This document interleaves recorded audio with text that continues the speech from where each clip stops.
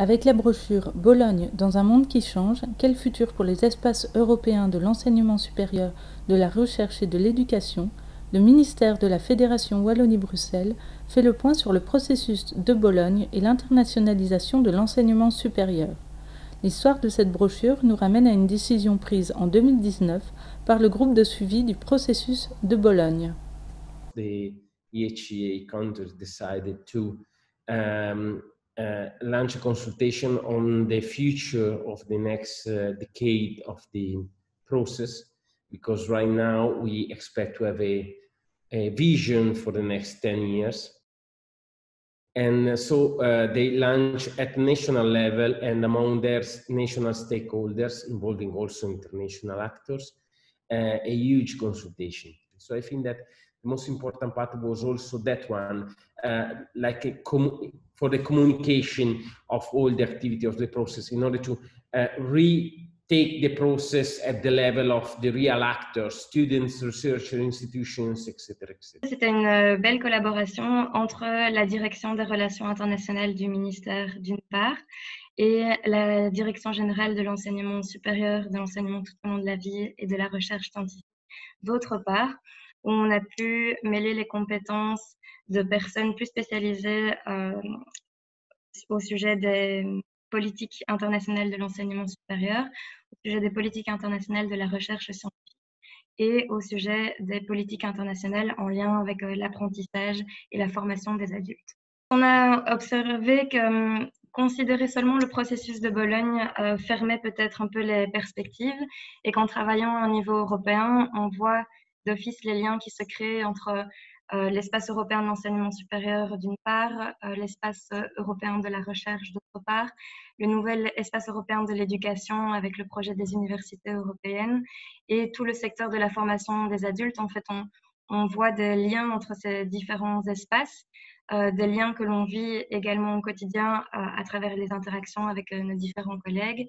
Et donc, il nous semblait intéressant dans une brochure de proposer une vision assez holistique des évolutions politiques de ces secteurs. Dans la brochure, on peut aussi découvrir les résultats d'une enquête que nous avons menée auprès des parties prenantes de l'enseignement supérieur en Fédération Wallonie-Bruxelles. Particulièrement intéressant de voir que la priorité de Bologne, qui est perçue comme la plus importante pour les années à venir par nos parties prenantes, c'est une citoyenneté responsable et active à promouvoir auprès de nos étudiants. Alors, je trouve ça particulièrement intéressant aussi parce que l'idée d'une science responsable, inclusive et foncièrement citoyenne, c'est aussi une des grandes priorités du futur de l'espace européen de la recherche.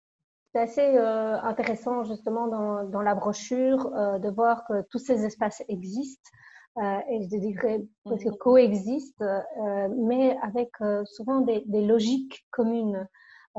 Bien sûr, chaque espace a ses spécificités. Si on prend les adultes, si on prend l'enseignement supérieur, même s'il y a des connexions entre ces espaces-là, la recherche, etc., on retrouve quand même des fils conducteurs communs. Et ça, je trouve qu'à la lecture de la brochure, on le voit bien qu'on est dans des priorités qui sont assez intéressantes. On parle beaucoup effectivement de l'inclusion, vraiment de cette ouverture de ces différents espaces et de cette ouverture par rapport à ce qu'on a peut-être connu avant et qu'on se rend compte finalement que l'enseignement, l'apprentissage ne se passe plus de la même manière. Et ça, on le voit vraiment à travers ces différents espaces. Malheureusement, à cause de la crise, mais heureusement, puisque finalement, à toute chose malheur est bon, cette crise oblige vraiment les responsables académiques et les autorités politiques à se recentrer sur l'essentiel et à réfléchir à la meilleure façon de collaborer. La thématique choisie qui est de promouvoir la citoyenneté responsable me semble vraiment essentielle. On voit dans beaucoup de pays le recul des libertés fondamentales. Les valeurs fondamentales de l'université, de nos pays démocratiques, doivent être défendues et portées par l'enseignement supérieur. C'est vraiment le levier. Sans quoi, on risque vraiment d'aller dans un après-Covid qui risque d'être finalement un retour en arrière par rapport à tout ce qu'on a développé, la dimension sociale. Finalement, la mobilité physique n'est pas ce qu'il y a de plus important dans ce processus.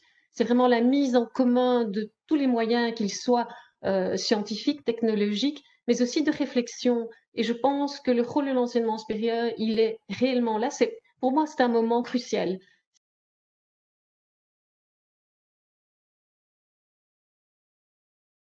Une initiative de la Fédération Wallonie-Bruxelles.